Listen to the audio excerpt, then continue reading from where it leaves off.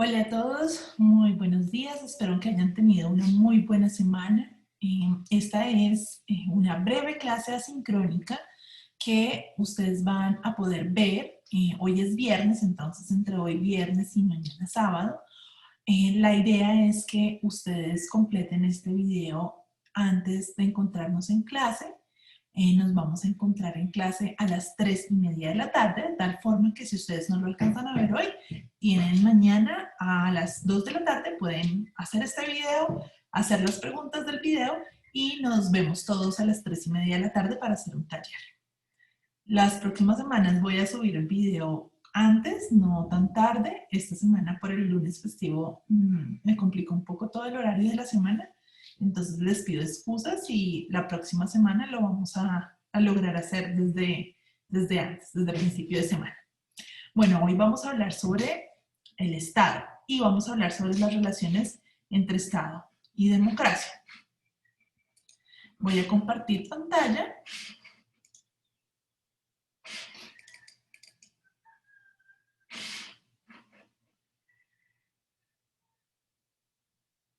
Listo. Aquí estamos ahora. Ustedes me ven aquí como adentro de la presentación. Vamos a aprender varias cosas. Primero, la definición del Estado.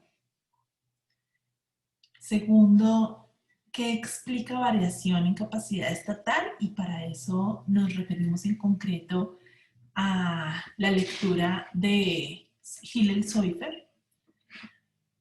Y tercero,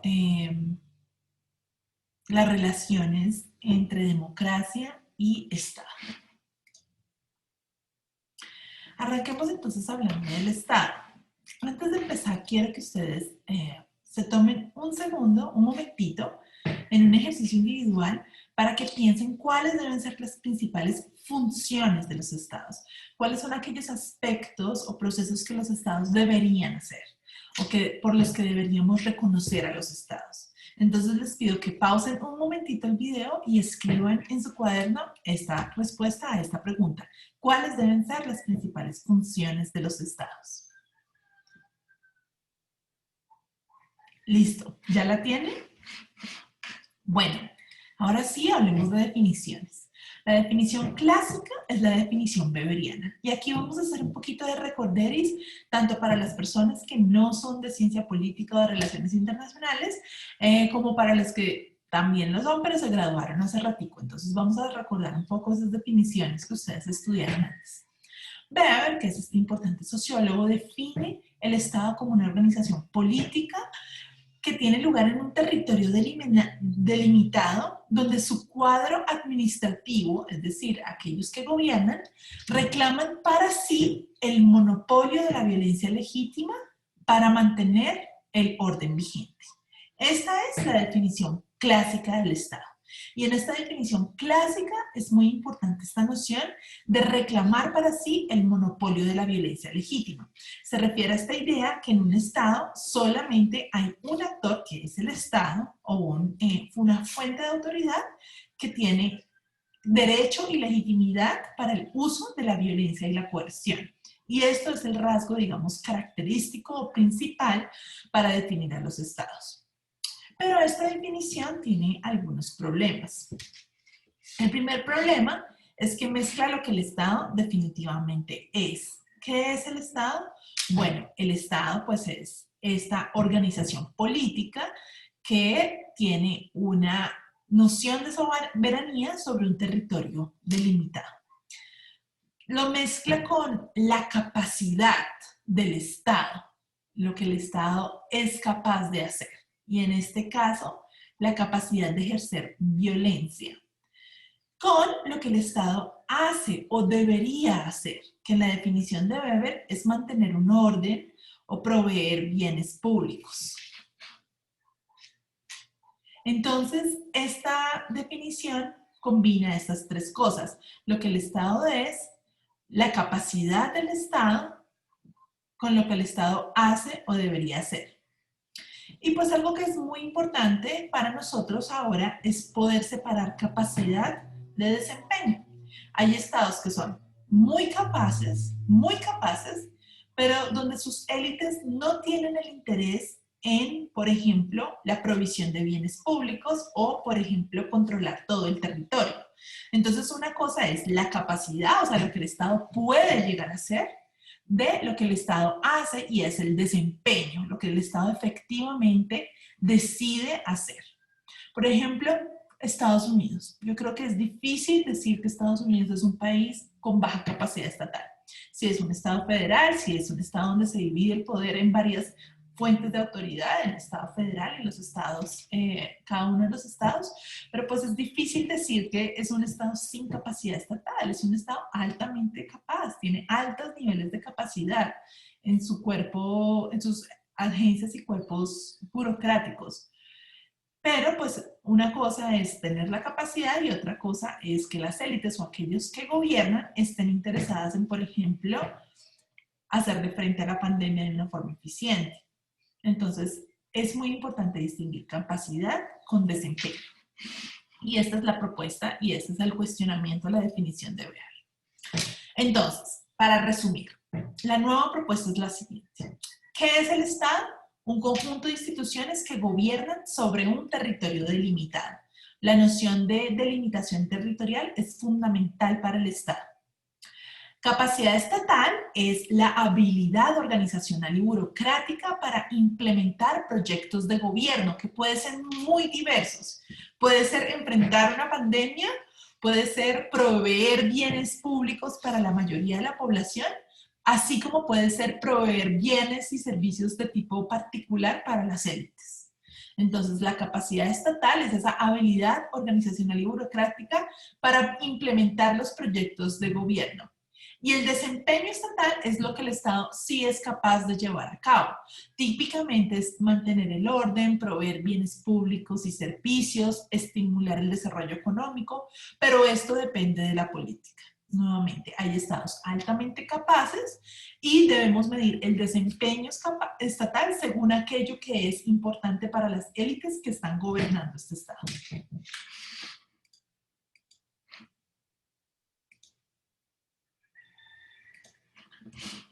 Habiendo visto estas definiciones, ahora pasemos muy rápidamente a hablar sobre los orígenes históricos del Estado. ¿Cuáles son esos orígenes de esta entidad territorial, de esta entidad política que llamamos el Estado? Este es el mapa, pues, del mapa actual de los países en el mundo.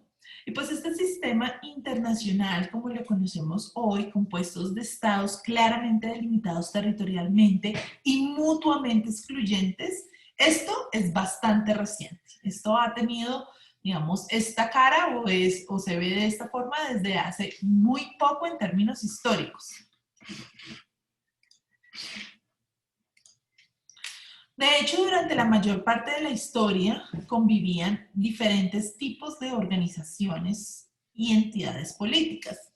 Los estados, nuevamente, entidades que tienen un territorio delimitado y una fuente principal de soberanía o autoridad, con ciudades-estado, con ligas de ciudades, con pequeños principados y con imperios. Una combinación de entidades políticas.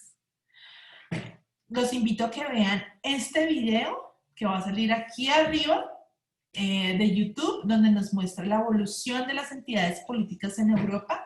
Vean el video, hagan clic y nos vemos aquí en un momento.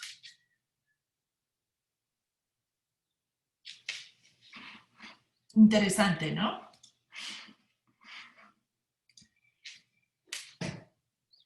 Bueno, este es un mapa de Europa en 1815.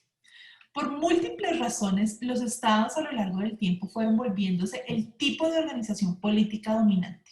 Fueron reemplazando a las ciudades-estado, fueron incorporando las ciudades-estado, fueron incorporando o reemplazando los imperios. Y pues los estados tienen una característica que los hace muy distintos a los imperios y a las ligas de ciudades, y es esta fijación a un territorio. Es decir, que tienen límites claros y una noción de soberanía. Es decir, la existencia de una autoridad que se autoproclama como eso, como la autoridad mayor en ese territorio. y que no debe haber otras fuentes de autoridad que dominen o que manden sobre ese territorio. Entonces, esta idea de la única soberanía, de la soberanía sobre esta entidad territorial. Los estados acabaron teniendo entonces una organización administrativa y burocrática que los fue haciendo mejores, más eficientes frente a los imperios, las ciudades-estados y las ligas de ciudades. ¿Y para qué se fueron volviendo más eficientes? Principalmente para dos cosas. Primero, para hacer la guerra. Y resulta que la guerra era algo muy común, muy típico, muy normal en el occidente de Europa entre el año 500 y el año 1500. Pero también para comerciar, para tener intercambios comerciales a largas distancias. Los estados se fueron volviendo más eficientes para poder comerciar y para poder hacer la guerra. Vamos a hablar un poco sobre esta teoría belicista para explicar la formación de los estados. Básicamente lo que dice esta teoría, y digamos su exponente más importante es el sociólogo Charles Tilly, es que en la Edad Media tardía los señores feudales aspiraban a volverse eso, la fuente principal de autoridad en un territorio delimitado. Pero para hacerlo tenían que deshacerse y neutralizar enemigos dentro del territorio que también aspiraban a dominar, aspirantes a príncipes, aspirantes a reyes, otros señores feudales. Y también tenían que eliminar a rivales vecinos que tenían también proclamas de autoridad y de soberanía sobre los territorios en los que estaban interesados estos reyes o estos señores feudales mayores. Entonces, toda esta neutralización de rivales internos y externos y eliminarlos, todas estas guerras en esas películas medievales que hemos visto, implicaban un gran esfuerzo bélico. Mucha guerra. Mucha guerra. El proceso de hacer la guerra fue cambiando con el tiempo. Hubo cambios en la tecnología de la guerra. Esos señores feudales se fueron dando cuenta que era mucho más eficiente hacer la guerra con infantería que con caballería. Es decir, con soldados de a pie que fueran reemplazando a otros señores feudales que, pues, ese era su trabajo, ¿cierto? Hacer la guerra, eso era, digamos, su rol en el orden natural de la Edad Media, pero pues no eran en últimas tan eficientes haciendo la guerra. Y esto empezó a requerir una mayor conscripción de ciudadanos por fuera de los lazos feudales, este inicial servicio militar obligatorio. Y pues para mantener estos ejércitos, para poder hacer toda la guerra, cada vez se fueron volviendo más permanentes. Antes los ejércitos se convocaban solamente para el esfuerzo bélico, pero como el esfuerzo bélico se volvió continuo, entonces empezaron estos ejércitos a volverse permanentes. Y esta mayor frecuencia de la guerra empezó a demandar muchos recursos. Después apareció la pólvora y con la llegada de la pólvora, hacer la guerra y protegerse de la guerra se volvió aún más costoso. Entonces tenemos una cantidad de costos asociados al ejercicio bélico que está vinculado con las aspiraciones de los reyes de volverse la autoridad única en unos territorios. Esto nos lleva a esta famosa frase del trabajo de Tilly, y es que la guerra hace estados y viceversa. Es decir, la guerra constante demanda demasiados recursos, hombres, armas, medios de transporte, comida, dinero, uniformes, en fin, son demasiados recursos. ¿Y de dónde salen esos recursos? Piensen ustedes un momento, ¿quién pone la plata para mantener todo ese esfuerzo bélico? ¿Ideas? Bueno, básicamente de dos fuentes. Préstamos de la burguesía, ¿cierto? Préstamos a la burguesía, que también es lo que terminan volviéndose los bancos. Y segundo, extracción del campesinado, impuestos, tributación al campesinado. Y para extraer esos recursos y para mantener el esfuerzo bélico, se van creando ciertas estructuras que van quedando. Burocracias, porque entonces los reyes necesitan tener unas personas que estén encargadas de saber cuánto grano produce cada campesino, de saber cuáles son las rutas comerciales de los burgueses para poder identificar quiénes son los que van teniendo más recursos. Ejércitos es otra cosa que va quedando, los ejércitos. Sistemas tributarios es otra cosa que van quedando. Pero después también van apareciendo cortes, las cortes que van apareciendo como unas instituciones que tienen el fin de proteger la capacidad productiva de la burguesía, porque empieza a pasar que el rey pide plata prestada a los burgueses, pero no paga de vuelta. Y entonces los burgueses empiezan a perder capacidad productiva. Entonces en la próxima ronda, en la próxima guerra, ellos empiezan a pedir un poco más de garantías. Y esas garantías se van asentando institucionalmente en esto que conocemos las cortes. Son unas instituciones que limitan el poder absolutista de los reyes. Entonces, para recaudar más, se hace la guerra y se va expandiendo el alcance territorial de los reyes. A medida que, por supuesto, el rey va incorporando nuevos territorios en su esfuerzo bélico, pues se vuelve a esas personas que viven en esos territorios sujetos de la empresa extractiva del Estado.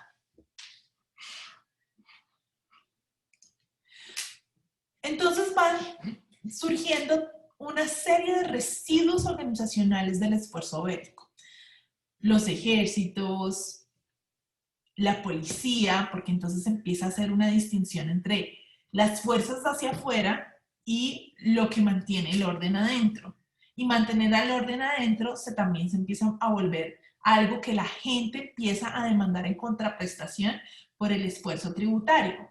Entonces, si el señor feudal o el señor rey quiere recaudar todo eso, pues que proteja las rutas de comercio, que no tengan los señores burgueses que ofrecer su propia protección. Entonces empieza a haber una serie de demandas de protección que va llevando a la creación de la policía, por ejemplo.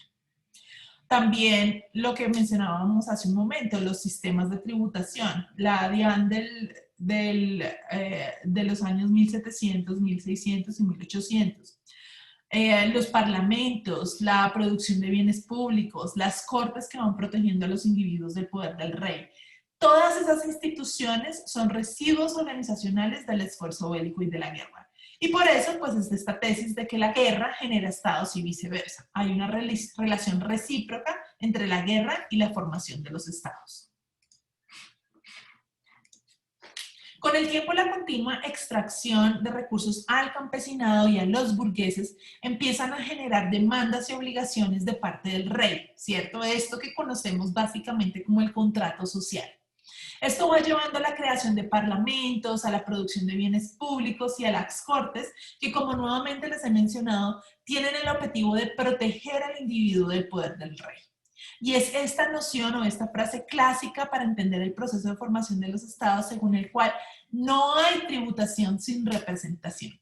Es decir, si usted, señor rey, si usted quiere que yo pague un impuesto, si usted quiere que yo tribute, que le dé parte de mi riqueza, entonces mi voz, mis intereses tienen que verse representados. No hay tributación sin representación. Entonces, para recapitular, y los invito a que ustedes se tomen esta pregunta, les traten de escribir en su cuaderno. ¿Qué hace un Estado fuerte según la teoría belicista? ¿Qué hace un Estado fuerte? Ok, la guerra, sí, eso es obvio, pero ¿bajo qué condiciones la guerra conlleva a la creación de un Estado fuerte? ¿Cómo se llega a un Estado fuerte? Pensemos un momento en esto. Paren el video, escriban la respuesta a esta pregunta y volvemos cuando ustedes ya la hayan respondido.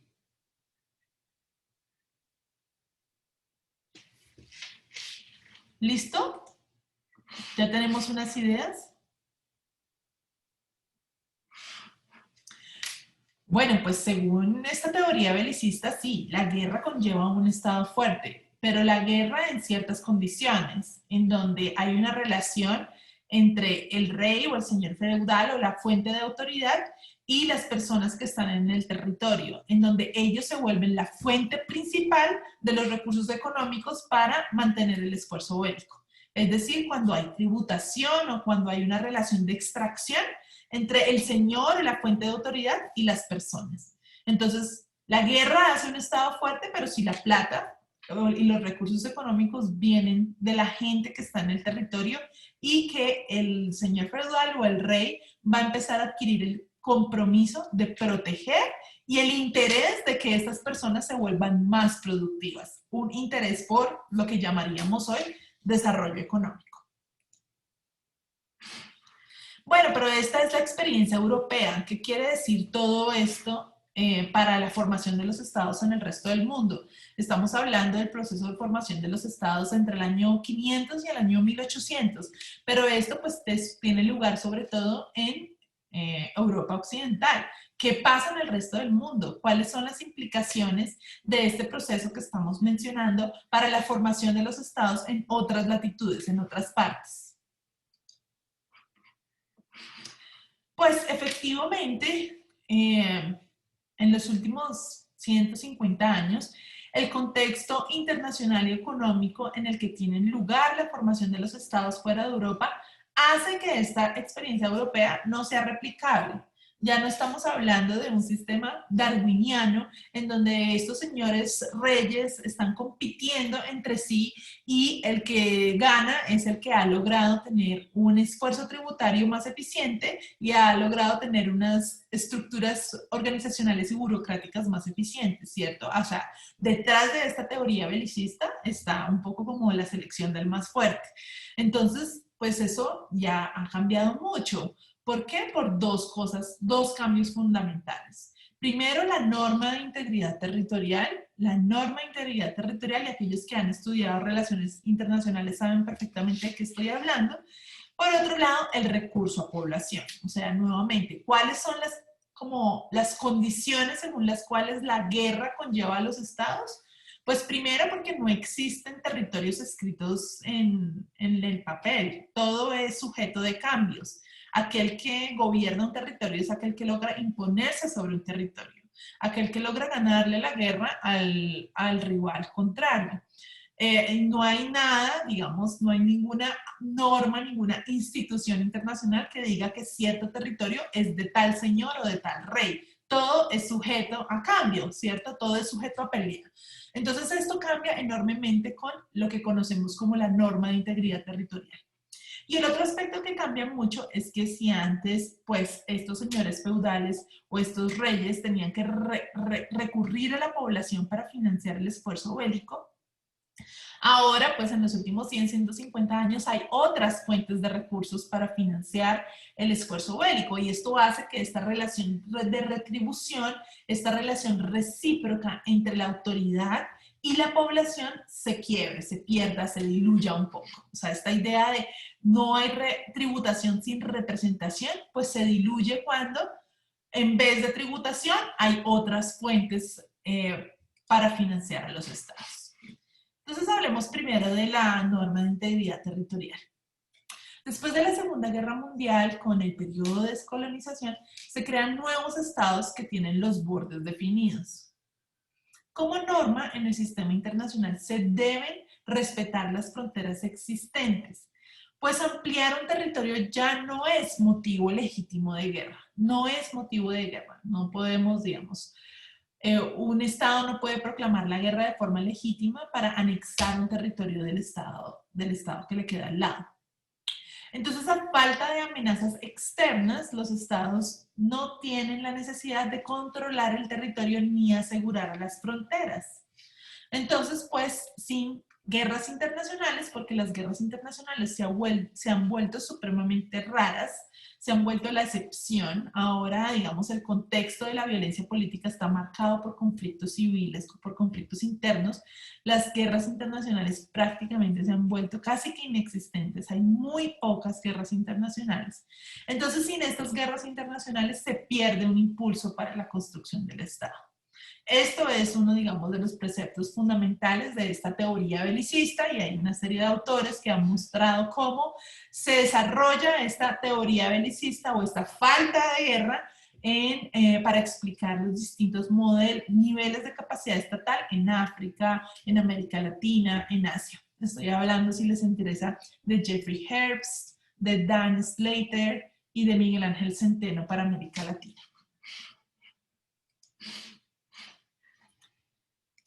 Por otro lado, los nuevos estados no necesariamente necesitan recaudar impuestos de su población porque pueden obtener recursos de otras fuentes. Por ejemplo, ¿cómo financió América Latina sus guerras de independencia?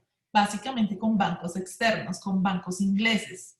Y también pueden obtener recursos de cooperación internacional, como es el caso de África durante y también después de la Guerra Fría.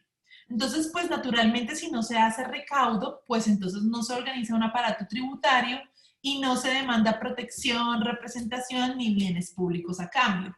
Esta noción del contrato social que nos parece tan natural, pues realmente emerge de una experiencia histórica muy concreta, según lo cual es la respuesta del Estado ante las demandas constantes, frecuentes y rutinarias de dinero de parte de los sujetos de a pie, pero también de las élites y de la burguesía. Entonces hay dos cosas que han cambiado en el contexto moderno que hacen que esa experiencia europea no sea replicable. Por un lado, la norma de integridad territorial, que ha hecho que no sea legítimo hacer guerras internacionales para anexarse el territorio, y también el recurso a población, puesto que los estados pueden obtener recursos de otras fuentes. También unas personas dirían que las materias primas son otro recurso económico que evade la responsabilidad del Estado de desarrollar un aparato burocrático eficiente y de proveer bienes y servicios a cambio, ¿no? Entonces, esta noción del resource curse, la maldición de los recursos naturales. Entonces, esto es lo que vamos a hacer en la sesión del sábado. ¿Cómo se construye un Estado fuerte por fuera de la experiencia europea? Para eso les puse a leer a Seufert, porque Seufert, aquí ya no estamos hablando de guerra, ¿cierto? En América Latina, pues hubo unos estados en donde tuvieron más experiencia de guerra internacional, como por ejemplo Uruguay, como por ejemplo Chile, pero pues en general casi no hay guerras internacionales, y esto es lo que explica Miguel Ángel Centeno en su libro Blood and Death. Entonces, como no tenemos esto, entonces Seufert ofrece esta teoría súper interesante que pretende explicar las causas que llevan a la construcción de estados más fuertes en América Latina. O sea, ¿qué es lo que hace que haya variación en capacidad estatal en los estados de la región? Y tiene una teoría muy concreta para Colombia, ¿cierto? Una explicación muy interesante, un poquito contraintuitiva, para explicar por qué en Colombia no surge un proyecto de construcción de Estado en el siglo XIX. Y bueno, también vamos a vincular esto con lo que menciona, con la lectura de Guillermo O'Donnell sobre cómo el tipo de Estado impacta la calidad de la democracia. Entonces, ya con esto los dejo aquí. Esto es el abrebocas para nuestra reunión de mañana sábado. Nos vemos entonces para hablar de estas preguntas, para hablar de las preguntas que desarrollamos durante el video y para hacer un taller en la sesión. Nos vemos pronto. Chao.